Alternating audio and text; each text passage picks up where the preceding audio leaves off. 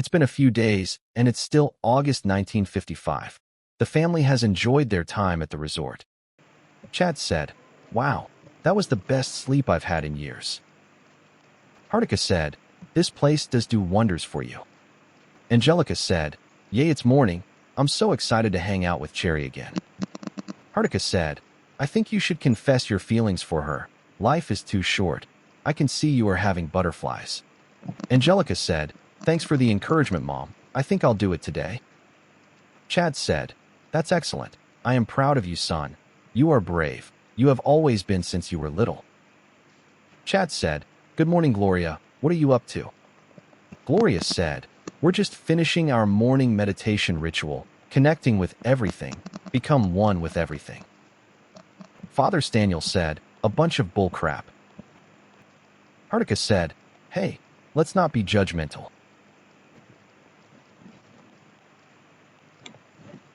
Angelica said, "Hey, I have something to confess to you. We have spent some time together these past few days, and I've grown fond of you. I think I like you, really like you." Cherry said, "Oh, thank you for sharing your feelings. I like you too. I hope to spend more time with you." Chocolato said, "Now it is time for a community group activity session. We will play a game of confessing a sin or a secret, and your soul will be redeemed and cleansed. There is no judgment on this beach, so please feel safe and comfortable."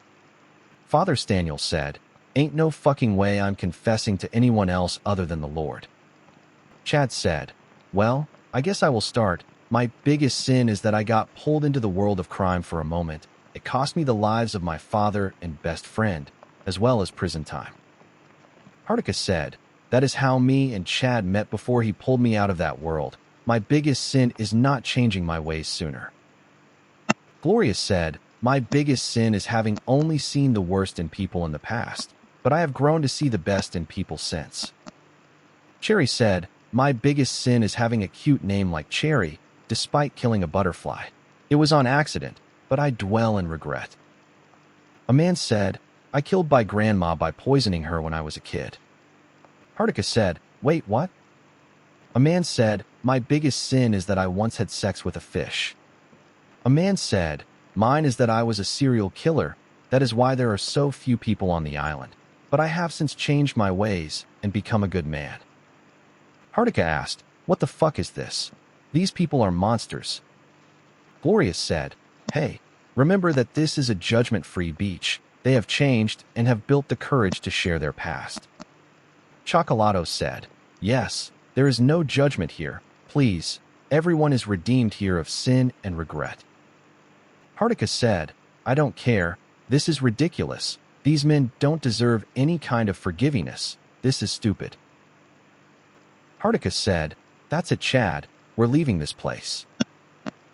Chad said, "I figured you were going to say that. I think it's for the best."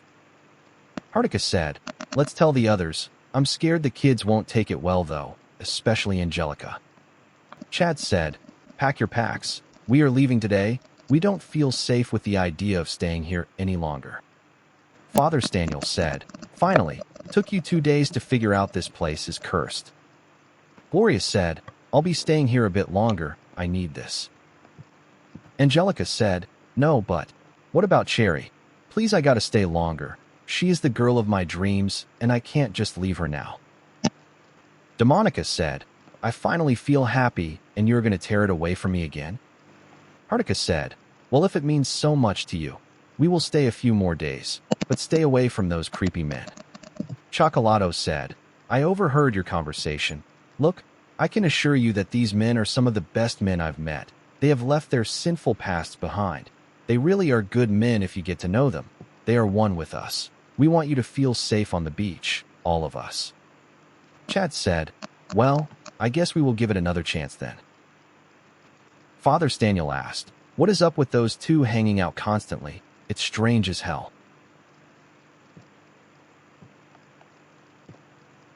Then it was time for the evening ritual where they gathered around a fire and hummed to it.